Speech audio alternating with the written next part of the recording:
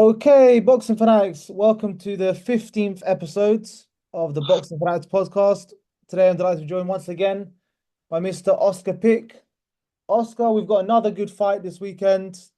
Anthony Cacace faces Leigh Woods this Saturday at the Nottingham Arena, putting his IBO Super Featherweight Championship on the line.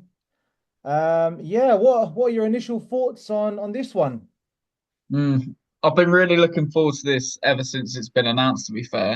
And I'm hoping, after the weekend that we've just had with Canelo against Skull, Ryan Garcia, Devin Haney, the likes of them, I'm Mhm. hoping that this will actually deliver. And I firmly believe that it will. I think, obviously, the big elephant in the room is that Leigh Wood's been out of the ring for 19 months. And Mm.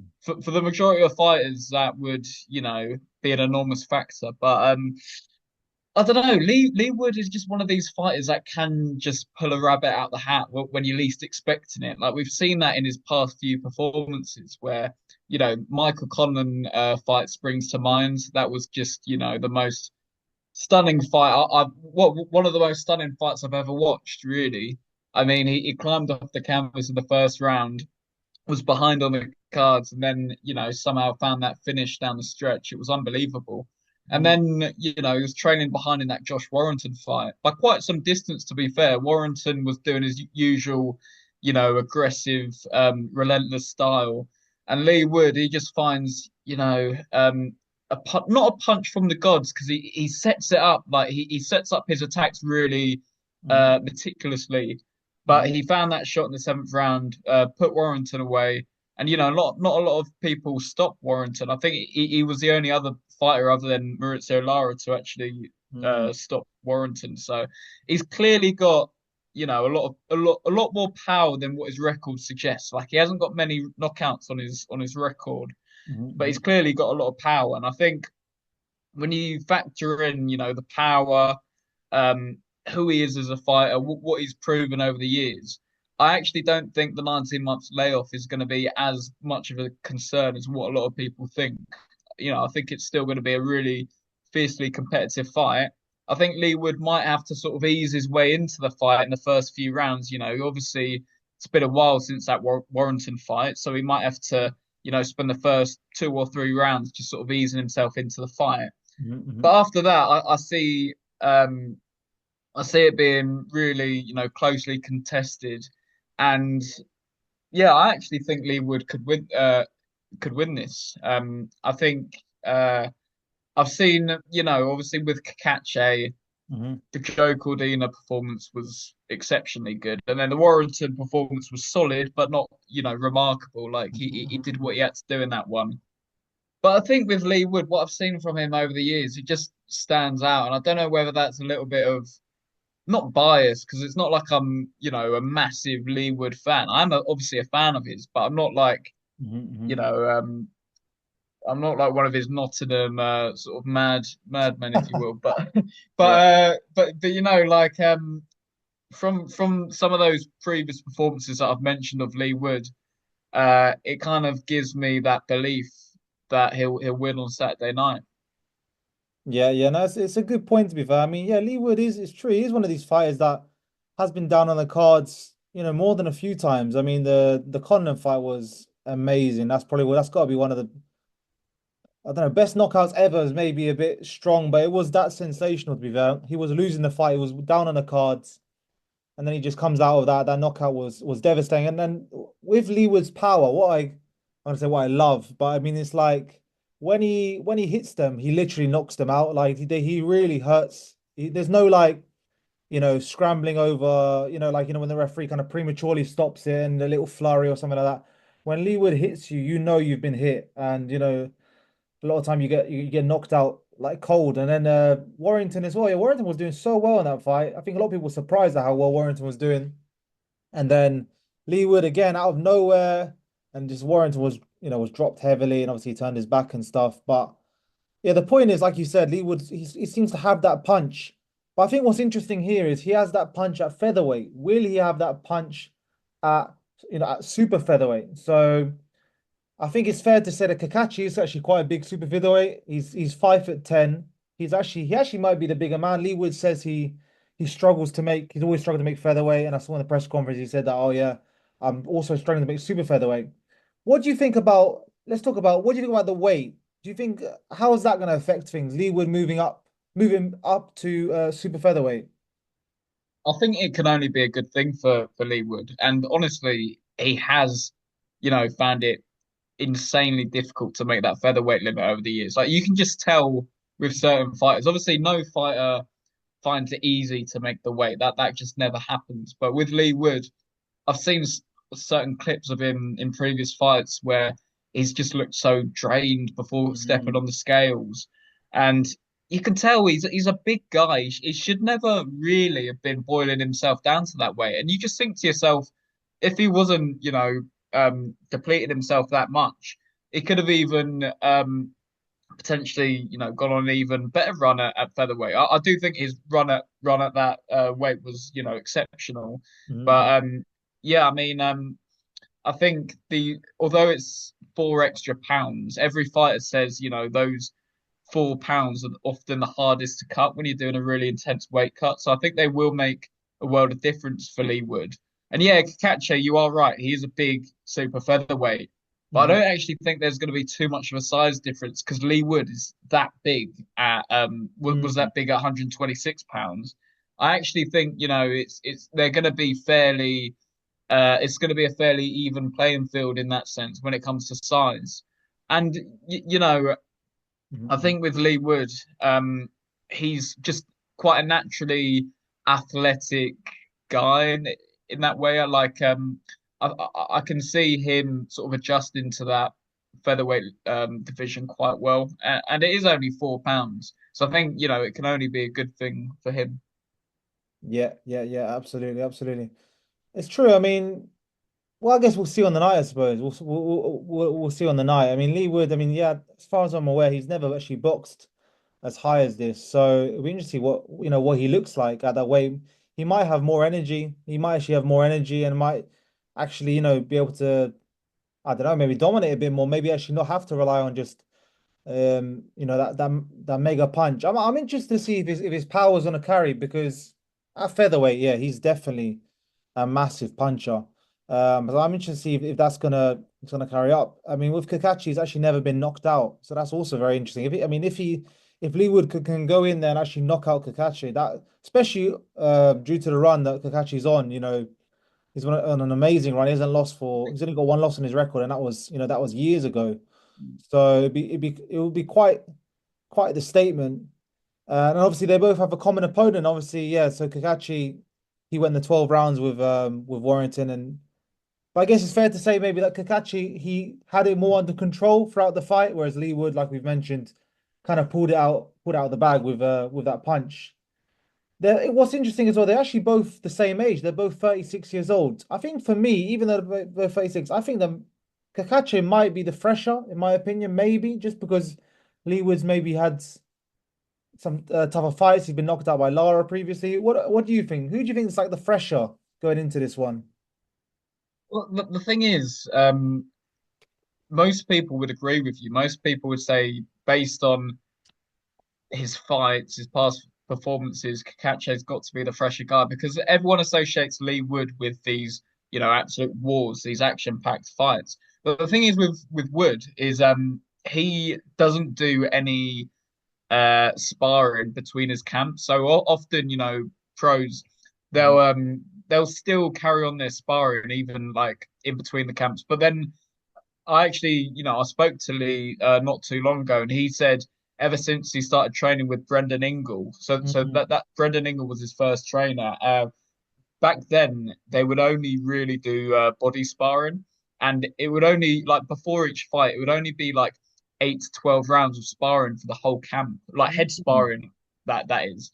So when you factor that in, he's not actually taken, that much damage behind the scenes. He's not taking that much damage in the gym, and that's often where the most damage is accumulated. Is mm, during these really long and intense training camps.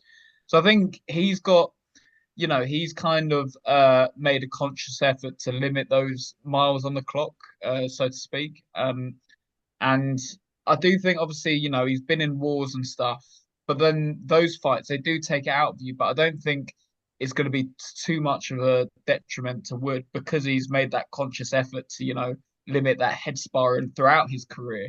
And that's why, he's had the longevity that he's had, I think, because he's looked after himself over the years and he's he's really limited that head sparring. So I Mhm, actually think with that and the 19-month layoff where he's been training, he's kept himself in good shape, but he's mhm, not, completely gone balls to the wall in the gym. I mhm, actually think all of that will benefit Leigh Wood. Obviously Cacace has been the more active fighter, but for Leigh Wood at this stage of his career, mhm, I mhm, don't think activity's the main thing. Like we see it with I know you can never compare Leigh Wood to a fighter like Terence Crawford, mhm, but mhm, Crawford only fights once a year, and that's because he's got so much experience at this stage in his career that he doesn't necessarily need to have that level of activity like a younger fighter coming through.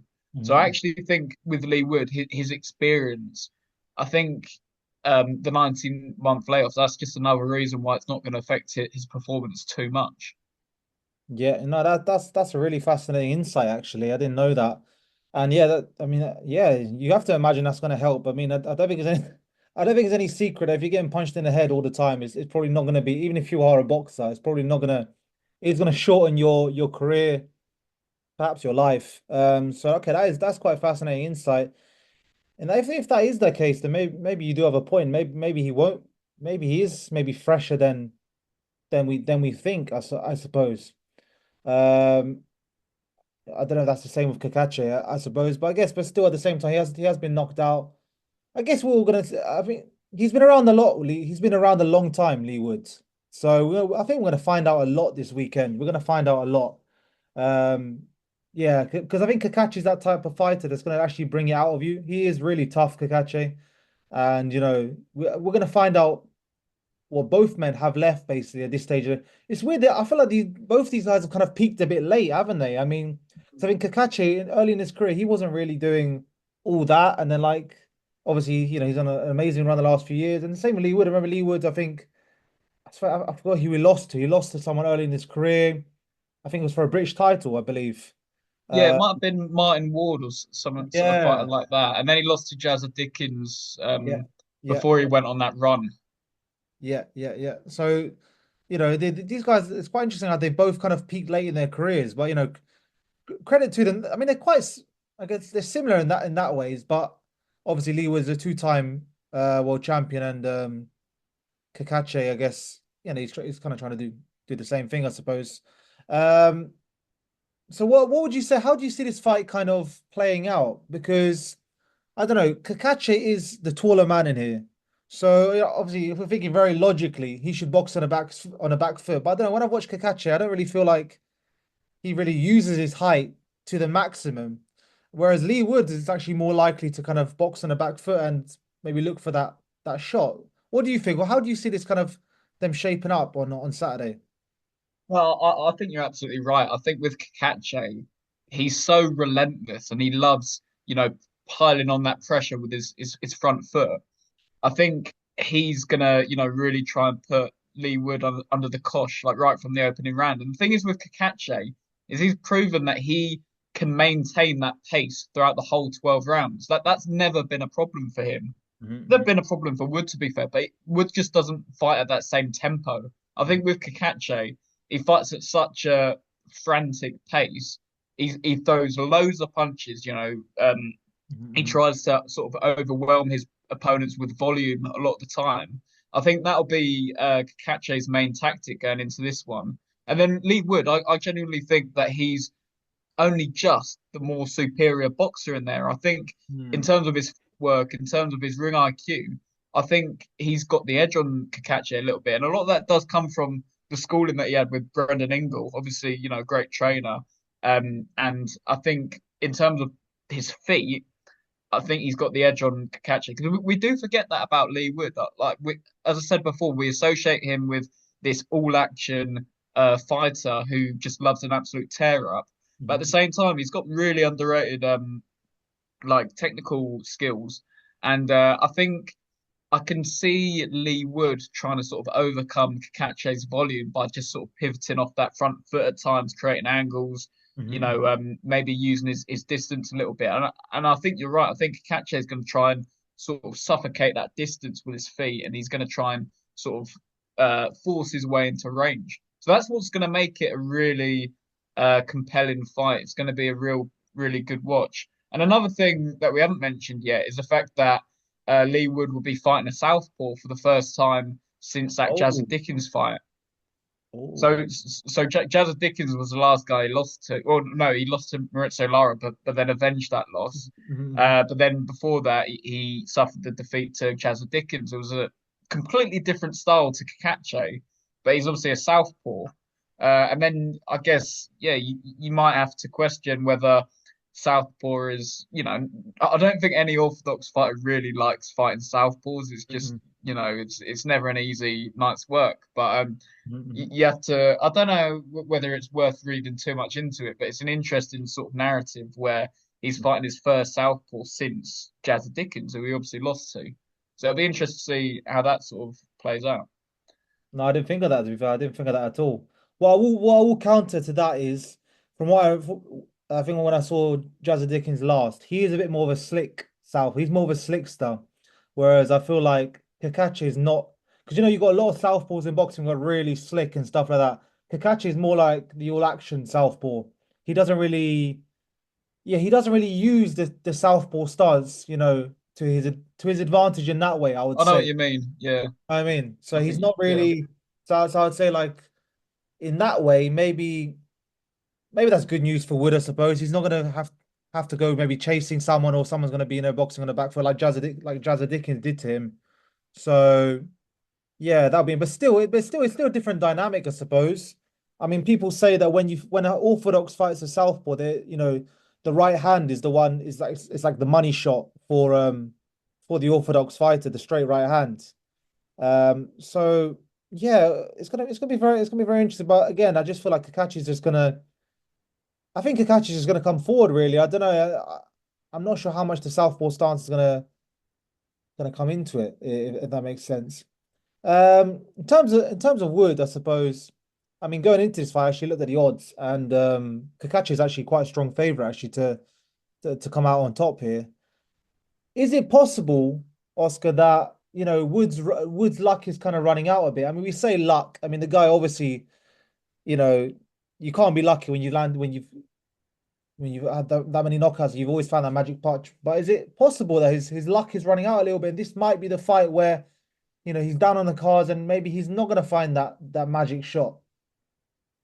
No, that is certainly possible, and obviously, I don't think in this fight he can rely on finding that magic shot. I think against a fighter like Cacace, who's shown that he's durable, he's shown that he's relentless.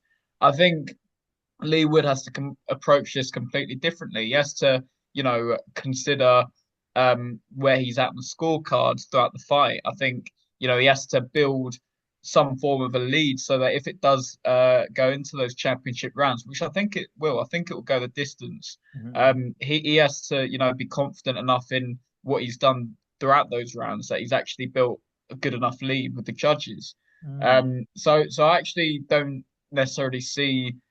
I mean, it obviously could happen with Lee Wood.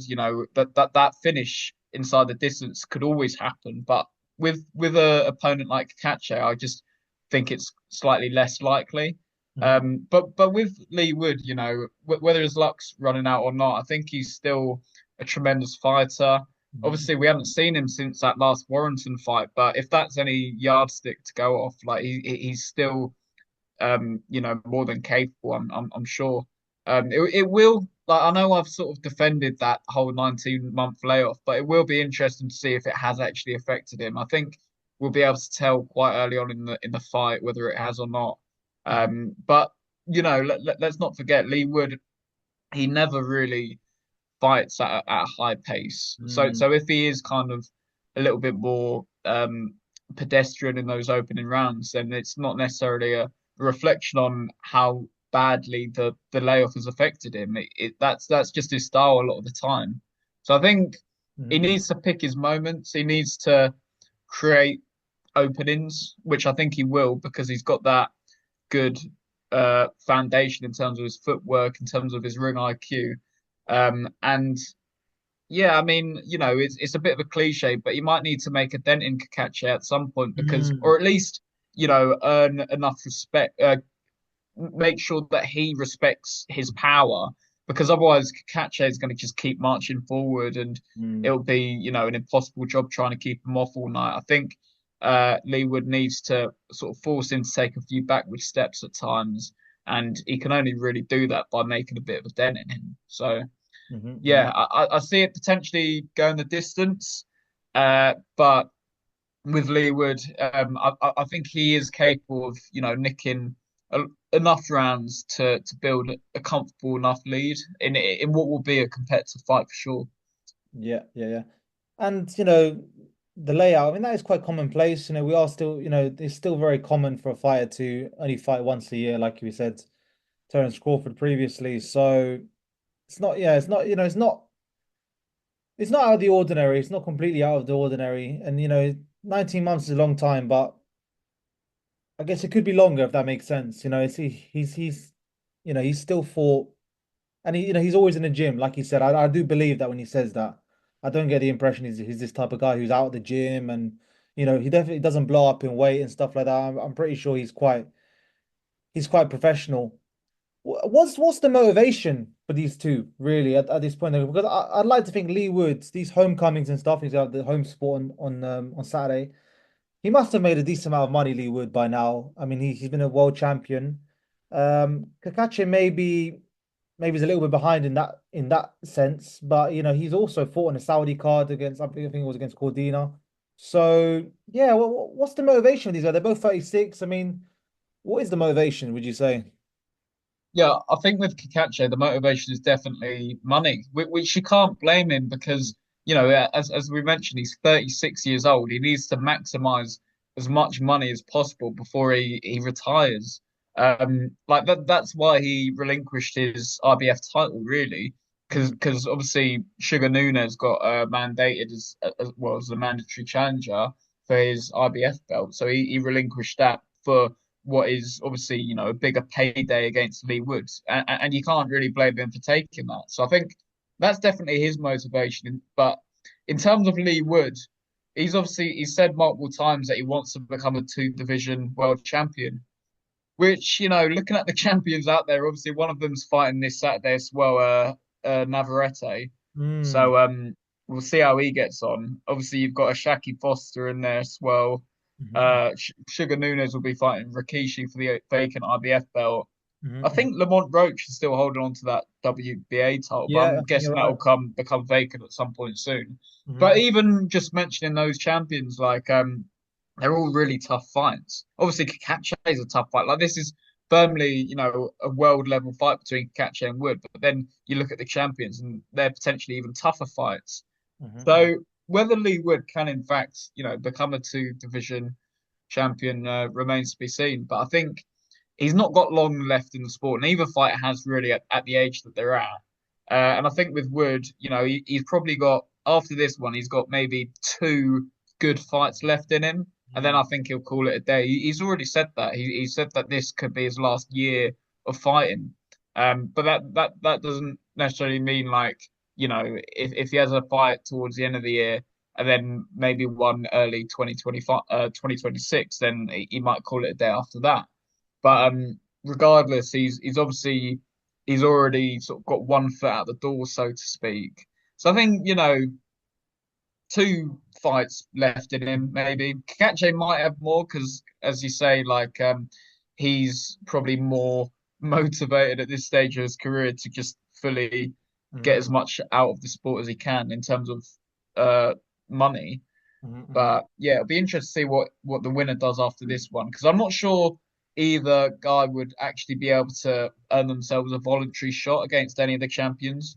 You've got Navarrete, who, you know, like historically, he's only really he bases himself obviously in America, and I Mhm. don't think he'll look at both Lee Wood and Kakachi as dangerous opponents. So I don't think he'd give either of them a voluntary defense. And then Ashaki Foster, I think he might be fighting Stephen Fulton. I think Stephen Fulton might be stepping up to challenge him.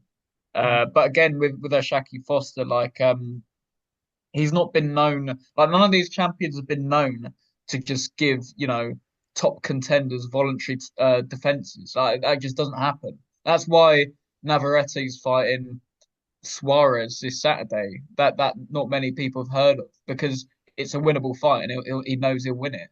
But then that the same can't be said against someone like Cacace or Wood. So I actually don't know if the winner will be able to get themselves a title shot. But obviously that will be the ambition for Leigh Wood and maybe even Cacace. Yeah, yeah, yeah. And Lee Wood, he still hasn't had that city ground, has he? That's something he's mentioned numerous occasions. I think he'd probably say that, yeah, he'd want to do that before he retires. And like you said, Kakashi, no one can blame, these guys put their life on the line, so no one can blame them for trying to make as much money as possible before they eventually bow out. Lastly, Oscar, let's just give our predictions. I'm gonna go first, or I'm gonna back. Well, I guess my fellow Italian, Anthony Cacace. I think he's going to win on points. I'm going to go for Cacace on points. Maybe just outworking Lee Woods. Maybe a little bit too big for Lee Wood. I know it's weird to say, but I think he's going to be the bigger man, and I think he might outwork Wood to win a decision. I don't know. I can't see Wood knocking him out for some reason. So I'm gonna go Cacace on points. What about yourself? Yeah, I could certainly see that happening. But for me, I've just got this funny feeling that Leigh Wood will win the fight. I'm not quite sure how, but I've like even when it was first announced, I just had this feeling like logic will tell you the guy with the momentum behind him, which is Cacace, with those wins over Warrington and Cordina would get the win. But then with Wood, you can just never rule him out. So I see him winning on points, maybe even scoring a knockdown or two, Hmm. to just widen that margin. But yeah, I do see it going the distance, and I see Leigh Wood edging a very close decision. Fair enough. Well, we'll see this Saturday.